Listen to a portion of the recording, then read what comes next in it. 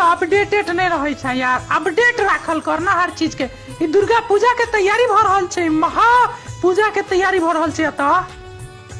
अरे यार हम तो बिसर गेल छलिए यार, माँ सिद्धेश्वरी मंदिर वाला जे समिति सब छो उनका सबसे तो हमरा कल्हे भेंट भेल छले। हाँ तो जतबे दिमाग रहतो हरदम पबजी में खेले में ई सब कोना याद रहतो तोरा, पबजी केने रह हरदम। अच्छा ई कह तोरा बुझल छौ एहि बेर की सब भ रहल छै? तो तोरा की बुझाई छो? हमरा सब बुझल ये। एहि बेर माँ सिद्धेश्वरी दुर्गा पूजा समिति एकदम भव्य आयोजन कर रहल छे। सुन हम कहे छी आप तोरा 15 अक्टूबर का कलश यात्रा रहतो, एकदम सुंदर प्रबंध।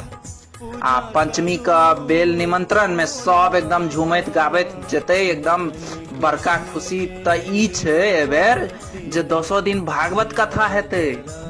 रौबा हमरा भेल जे तू खाली पबजी में ध्यान राखे छी यार, ई बात सब तो हमरो ने बुझल छले।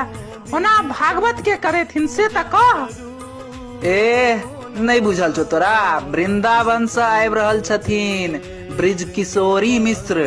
एतबे नहीं, सप्तमी का जागरण के प्रबंध सेहो करायल गेलै एहि बेर, त खूब मजा त एबे करते।